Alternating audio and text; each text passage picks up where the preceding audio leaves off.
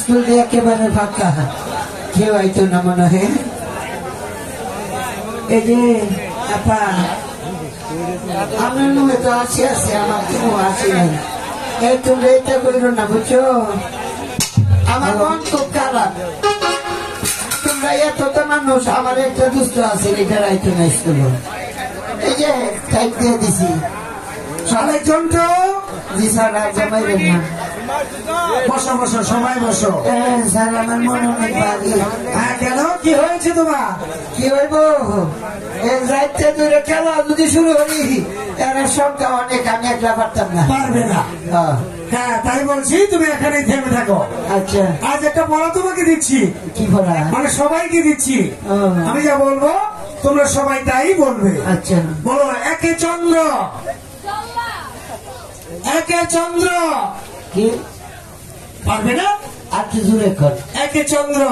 একে চন্দ্র। চন্দ্র। দুয়ে পক্ষ। এটা কইব। হ্যাঁ, তুমি বলো, দুয়ে পক্ষ। তিনে নেত্র। চাইরে বেশ। আচ্ছা, এই পর্যন্তই থাক। কিন্তু একটা কথা, কি? তোমরা সবাই তো স্কুলে এসেছো, কিন্তু রহিম কোথায়? এই যে দুঃখিত আমি মরি, এই বেরিবের মাইলানির ফুট, কই ভাইব জামা, কই ভাইব গুড়া, এগুলো ভাইতো না রাইতো না। ওয়ালাইকুম আসসালাম। কত বড় গুড়া দেখছো বাবা রহিম, তোমার মতো ছাত্র স্কুলে না আসলে কি আমার ভালো লাগে? আজ তোমাকে খুব খুশি খুশি মনে হচ্ছে। এ স্যার, ফের গুড়াটা করলে একটু দিতাম, দৌড়াইতাম। খাবে না? আরে পারবো। আরে চন্দ্র, পারবে না? আমার গুড়ার বইটা, হ্যাঁ আসলে আমি হচ্ছি গুড়ার বইটা। ওহো, আচ্ছা আচ্ছা, সত্য কথা মুখ দিয়ে বেরিয়ে গেল। আরে যে গুড়াকে ঢুকো ভাই। হ্যাঁ, তুমি ভালোই বল। তোমার ঘোড়ায় উঠা চলবে না, কারণ গুড়া বেঁধা করবে তো লাঠি মারতে করবা কি? ওহো, আচ্ছা আচ্ছা, তুমি ঘোড়া চালাতে জানো না। কিন্তু বাবা রহিম, তোমাকে একটা কথা বলবো। আচ্ছা, তোমাকে উড়িয়াবাজ ঘোড়া আর এই সুন্দর জরি জামা কে দিয়েছে? উড়িয়াবাজ ঘোড়া দিয়েছে ব্যবসাটা, আর জরি জামা দিয়েছে আমার দিদি। কাজে মিশা কথা। চুপ। এই যে কিশোরগঞ্জ থেকে সাইফুল ভাই আইছে, সাইফুল ভাই আমার সঙ্গে ঘোড়া লই যেতে আইছে। বেয়াদব, তুমি কিছুই জানো না, এত দূর থেকে ঘোড়া আসবে কি করে?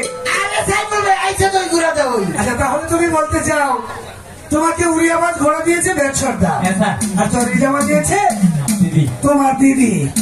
কিন্তু বাবা রহিম, আমার একটা জিনিসে সন্দেহ হচ্ছে। সন্দেহ মানে? হ্যাঁ, সন্দেহ মানে, আচ্ছা তুমি প্রতিদিন কোথা থেকে স্কুল আসছো? কেন স্যার? আমি মাসিমার বাড়িতে স্কুলে আসছি। ও, শ্যাম। ওই যে মাইলানির ব্যক্তি। আচ্ছা, তুমি কোনো কথা বলবে না। সেখানে তোমার কে কে আছে? আমার মাসি আছে, দিদি আছে। তোমার মাসি আছে আর দিদি আছে। হ্যাঁ স্যার। কিন্তু একটা কথা, আমার মন বলছে তোমার দিদি সে তোমার আসল দিদি নয়। হ্যাঁ, অবশ্য সন্দেহ হচ্ছে।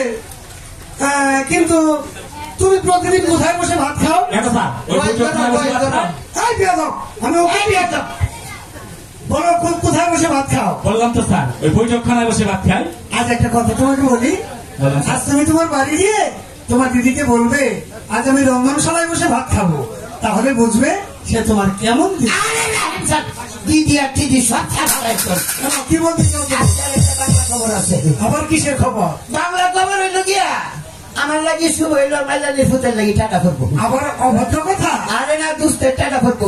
আচ্ছা আচ্ছা, বলো। ওই যে আজকে গুড়া আমরা তুলে আনো, কারো কাছে মাইকে আনো, জামা কেউ আমার দিয়ে দাও, আমি মাফ করে দিছি। আগামী করলো স্কুল আসিতে হইলে হাতের উপর আমরেলা দেশ হবে, নচে তাকে ক্লাসে ঢুকতে দেওয়া হবে। আমার আদেশ। সত্য করে বলো। আরে না, এটা আমার আদেশ, মুখে বসছে। এটা হচ্ছে আমার হুজুর বাদশা সাইদের। আমার করার কিছুই নেই, কারণ আমি 5.5 বছর বেতনভুক্ত কর্মচারী।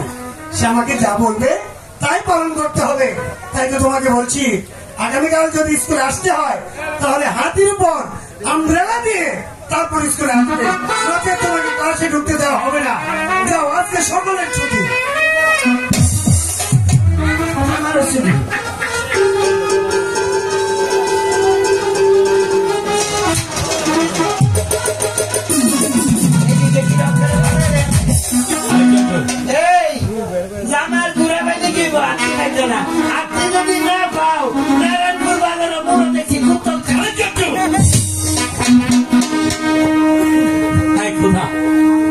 বুঝতে পারছি না।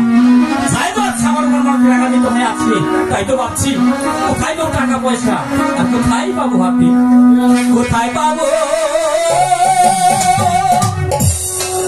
টাকা